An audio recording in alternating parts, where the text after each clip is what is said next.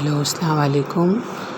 आज हम टेलर के द्वारा बताए गए वैज्ञानिक प्रबंध के सिद्धांत के बारे में समझेंगे। इससे पहले हमने प्रबंध के सिद्धांत की विशेषताएं समझी, फिर उसके बाद में हमने प्रबंध के सिद्धांत का महत्व समझा।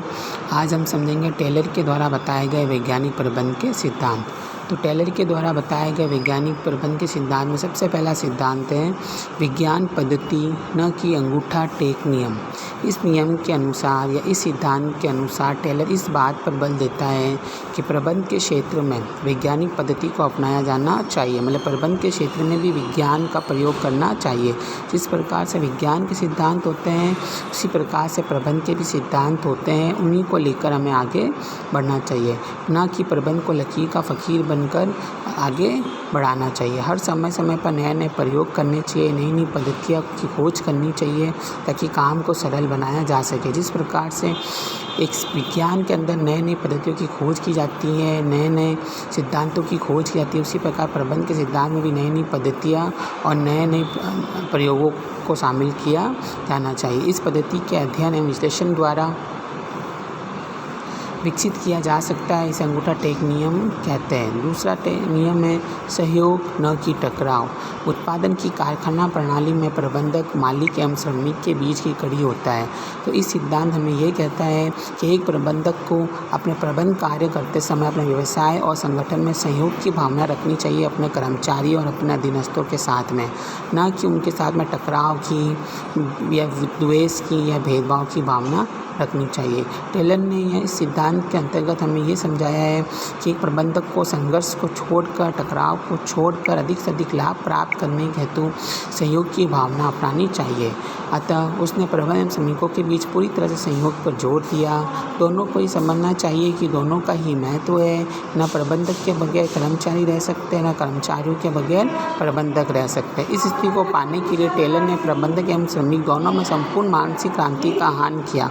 इसका अर्थ था कि प्रबंधक एवं श्रमिक दोनों को सोच समझकर एक साथ बढ़ना चाहिए और एक दूसरे का सहयोग देते हुए आगे बढ़ना चाहिए। दूसरा सिद्धांत है सहयोग न कि व्यक्तिवाद। इस सिद्धांत हमें यह सिखाता है कि एक प्रबंधक को अपने कर्मचारियों के प्रति और एक कर्मचारियों को अपने प्रबंधक के प्रति सहयोग की मैत्रीपूर्ण भावना रखनी चाहिए, ना कि व्यक्तिवाद यानी ना कि अपना हित सोचना चाहिए। ना प्रबंधक को अकेले अपना हित सोचना चाहिए, ना कर्मचारियों को अकेले अपना हित सोचना चाहिए, क्योंकि व्यवसाय और संगठन में दोनों के हित एक दूसरे पर निर्भर रहते हैं। उनके अनुसार श्रम एवं प्रबंध में प्रतियोगिताओं के स्थान पर सहयोग होना चाहिए, ना कि द्वेष की भावना होनी चाहिए। दोनों को समझना चाहिए कि दोनों को एक दूसरे की आवश्यकता है। इसके लिए ये आवश्यक है कि प्रबंध को श्रमिकों से सुझाव लेने चाहिए। उनके सुझाव को चाहे माने चाहे ना माने, लेकिन फिर भी उसको उनके सुझाव लेने चाहिए ताकि कर्मचारियों और अधीनस्थों में भी ये भावना उजागर हो कि हमारा प्रबंधक भी हमसे सुझाव लेता है। इससे दोनों के बीच में अच्छी मैत्रीपूर्ण भावना और विश्वास पैदा होता है। श्रमिकों को भी चाहिए कि वे हड़ताल न करें बल्कि प्रबंधक के साथ में सहयोग की भावना रखें। और इसका अगला सिद्धांत है टेलर का प्रत्येक व्यक्ति का उसकी अधिकाधिक क्षमता एवं समृद्धि के लिए विकास करना। यानी वैज्ञानिक प्रबंध के अंतर्गत टेलर यह कहता है कि एक कर्मचारी के अंतर्गत जितनी भी क्षमता और समृद्धि होती है उसका विकास करना चाहिए ताकि वो अपने श्रम और अपनी समृद्धि के माध्यम से अपने व्यवसाय और अपने संगठन को अधिक से अधिक लाभ पहुंचा सके। टेलर के अनुसार वैज्ञानिक तरीके से कार्य करने के परिणाम स्वरूप जो श्रेष्ठ पद्धति विकसित की जाए उसको सीखने के लिए कर्मचारियों को प्रशिक्षण देना चाहिए, क्योंकि प्रशिक्षण प्राप्त करके भी जो व्यवसाय के अंतर्गत काम करने वाले कर्मचारी और अधीनस्थ होते हैं वो अधिक से अधिक व्यवसाय और संगठन को लाभ दे सकते हैं। टेलर का विचार था कि प्रत्येक व्यक्ति का चयन वैज्ञानिक रीति से होना चाहिए तथा जो कार्य उसे सौंपा जाए वो उसकी शारीरिक, मानसिक, बौद्धिक योग्यता के अनुसार होना चाहिए।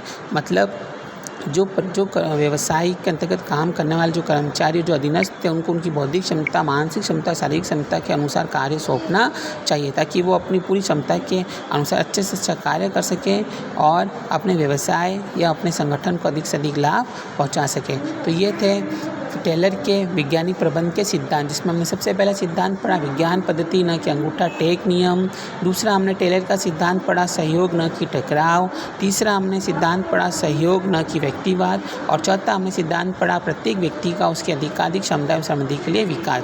तो ये थे टेलर के द्वारा बतलाए गए वैज्ञानिक प्रबंध के सिद्धांत, जो एग्ज़ाम के लिए बहुत अधिक महत्वपूर्ण है। इसको अच्छी तरीके से याद रखना। ओके, अल्लाह हाफ़िज़।